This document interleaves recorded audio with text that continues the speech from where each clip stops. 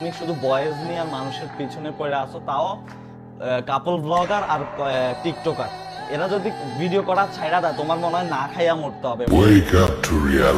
আমি রোস্ট করি না, হ্যাঁ আমি আমার ভিডিওতে এই ফানি ভিডিওতে যা দিই এটা আমার 5%, বাদ বাকি যা 95% না ওটা দিয়া দিলে। डर लग रहा है,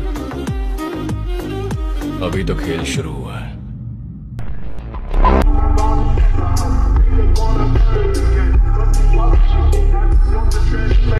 সে নিজেও কিন্তু একটা সময় ছিল না কাজ করতো, তার দেখুন তার চুলগুলো কালার করে সে কিন্তু দুবাই চলে গেছিল টিকটকে ভাইরাল হয়ে। আর দুবাই থেকে এখন উমর ভাইয়ারকে রোস্ট করতেছে, সে মানে ট্রোল করতেছে, কিন্তু সে হয়তো জানো না তার কোনো ওকাতি নেই উমর ভাইয়ারকে রোস্ট করার জন্য। তোরে কিছু পোলাপাইন আব্বাও ডাকতে পারে, কিন্তু আমার কাছে তুই একটা বাল। তোর এই কথা শুনে আবারও প্রমাণ হয়ে গেল তুই আগের কথা কোনোদিনও ভুলতে পারবি না, কারণ তুইও একদিন মানুষের মাল কেটে খাতি। কি ঠিক করলাম কিনা? बड़ा हरामी हो बेटा।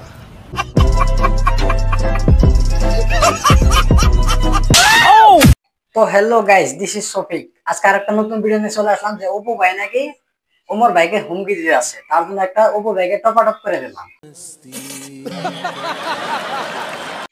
অপু ভাই কিন্তু তার বউ নিয়ে ব্যবসা করতো, তার বউর মানে দুধ বেশি ব্যবসা করতো।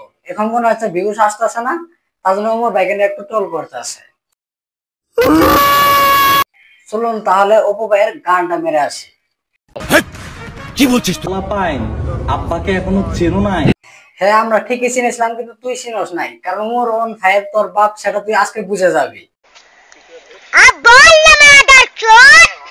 কারণ ওমর ভাইয়ের তোকে যে রিপ্লাইটা দিল, কারণ তোর তো পিছনটা একদম ফেটে গেছে।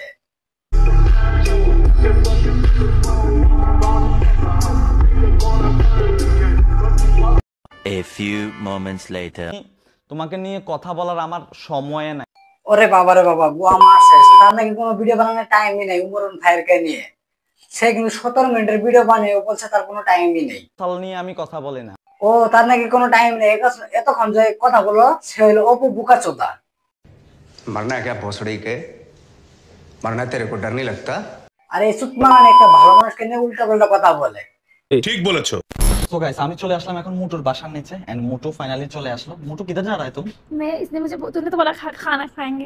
ও ঠিক আছে, তোমার টাকা দিও খানা খাएंगे, মানে তোমার ললিপপটা সে খাবে, তার পমপম দুটা তুমি খাওয়া। अरे कहना क्या चाहते हो? কি বলেন, নিয়ে নিব?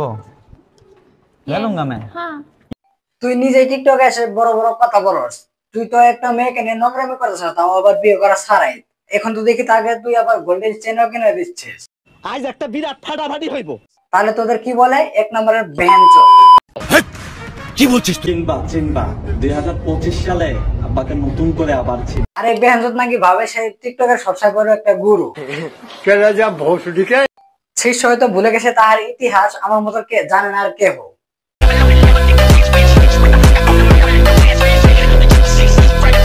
একজনের ঠেস মেরে একটা কথা বলছিল যে এরা প্রতি বছরে সেম কথা বলে, যে এরা নতুন কিছু নিয়ে আসবে।